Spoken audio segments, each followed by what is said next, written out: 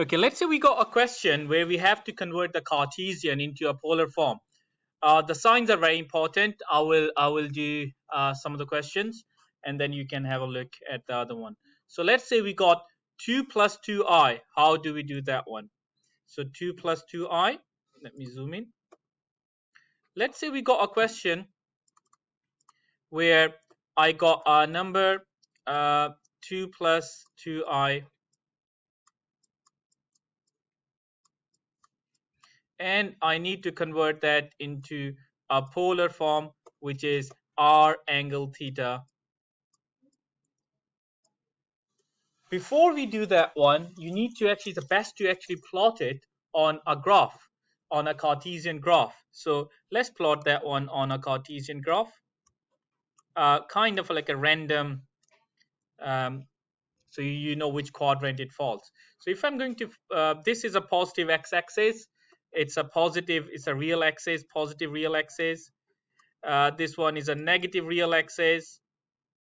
This is a positive imaginary axis, and this is a negative imaginary axis. Yeah. Okay. Now, if I do 2 plus 2i, that's going to be here 1, 2, and then 1, 2. So it's going to be somewhere here, and this is how you join them. And this is the angle. Yep. And this is the r. So I know it's fall in the first quadrant. The first quadrant is here. This is a second quadrant. We call it second quadrant. That's the third one. And we use usually Roman letters, and that's the fourth one. 4 quadrant. Now, if you have a look in the first quadrant, the x is positive and the y-axis is positive, which means the real and the other both numbers are positive, imaginary. In the second one, the real is negative, but the imaginary number is positive. In the third one, the real is negative, the imaginary is negative. In the fourth one, the real is positive, imaginary is negative. That's the first thing. The other thing is, in the first quadrant, the angle is from 0 to 90. 0 to 90 is the angle. Yeah. In the second quadrant, the angle goes from 90 to 180. Yeah. So from angle from here to here, it's 0 to 90. From here to here, second quadrant, it's from 90 to 180. From the third quadrant, the angle is from 180 to 270. And in the fourth quadrant is 270 to 360. Yeah. So you know the angles as well. Now, how do I convert this bit? Follow the same one, because first you need to find the r. What is the r? R is, first you need to identify the a. A is a positive 2, and luckily b is a positive 2 as well. So r is a square plus a b square square root. It's always a good idea to put the a square in the bracket. If it's positive, it doesn't matter, but if it's negative, it will matter.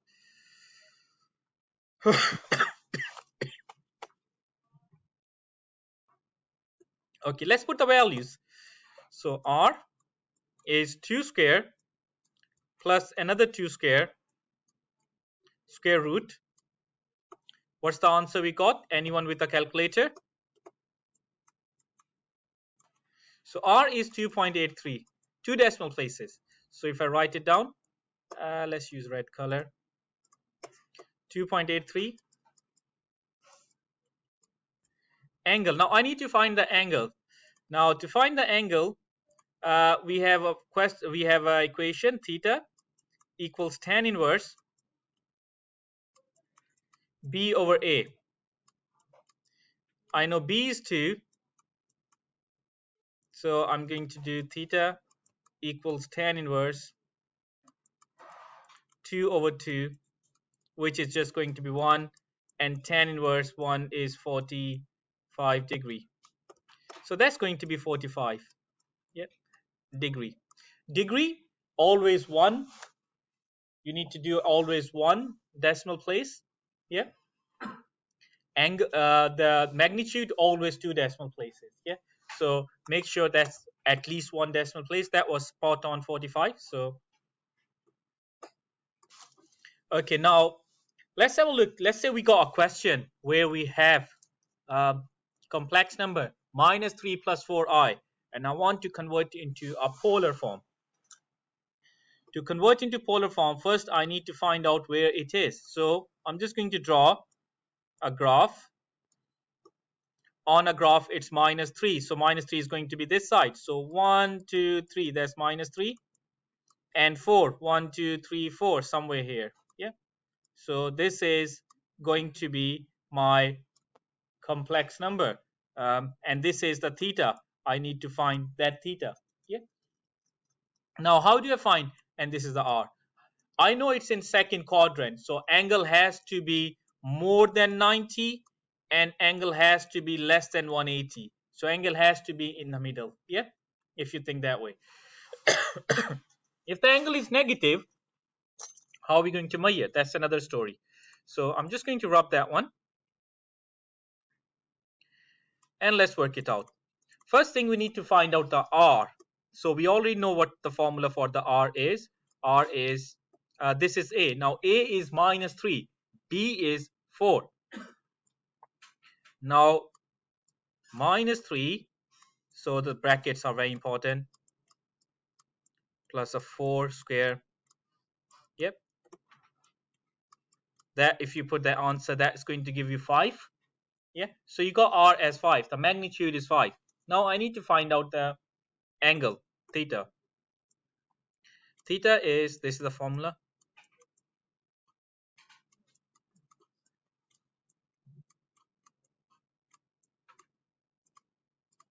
Remember here, that's the A and that's the B. Yep. So B is going to be 4.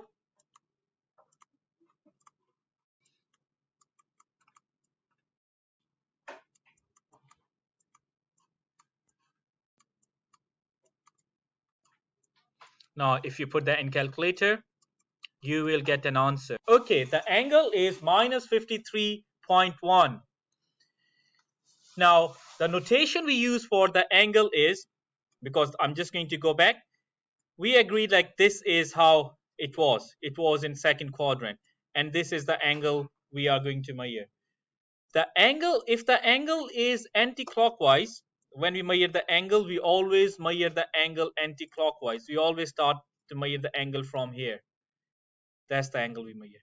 Whatever angle we measure anti-clockwise, it is positive. The clockwise angle is always a negative. If you measure the angle from here, it's always going to be negative. So that angle is 53.1. If this angle is 53.1, what is this red angle? That one. Now, you know the total angle is 180. So the real value for the theta is this. Let's use this color. Theta is going to be 180 minus 53.1. And that will give you an answer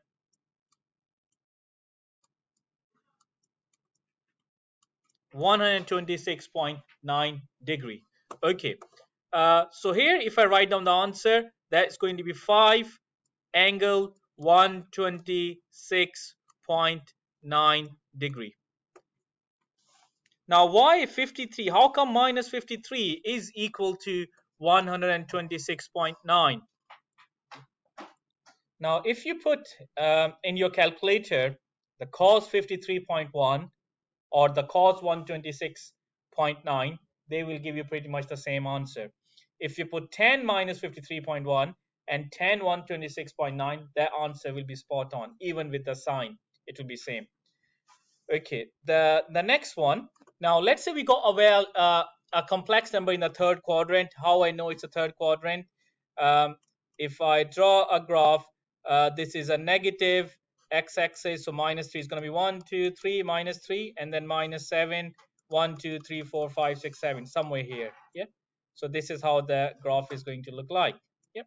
Okay, and I want to find an angle and I want to find the magnitude. The magnitude is the easiest part.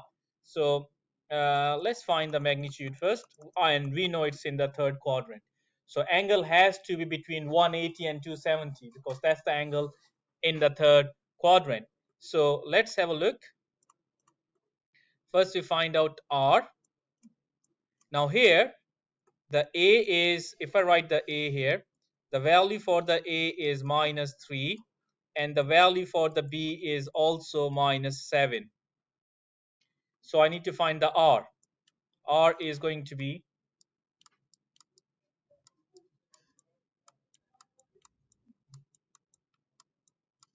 and that will give me an answer. So when you do the answer, just make sure you do that one at in 2 decimal places. Yeah. So let's do a 2 decimal places. We got a value R equals 7.62 to 2 decimal places. Now I need to find out the theta. So let's find out the theta. The theta equals to tan inverse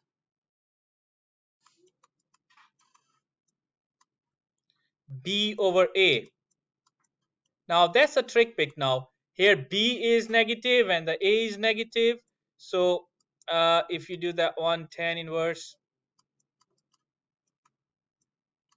-7 over -3. So okay, the angle here, the angle you got is 66.8. That's the angle. But obviously this is not the real angle because 66.8, if I plot that in my it's in first quadrant, this is 66.8, but we already discussed that this will fall in this quadrant, the third quadrant. Yeah, so it's going to be somewhere in this quadrant. Now it's going to be like somewhere here, and it's positive, so we measure the angle from here all the way up till here. This angle from here to here is 66.8 degrees, but we don't measure the angle that way.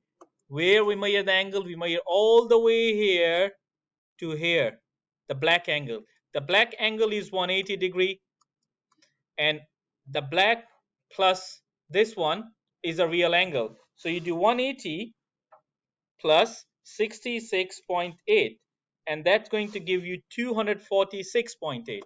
So the angle here, the real angle, you have to add 180 plus 66.8 because this is in third quadrant. So the real angle is 246.8.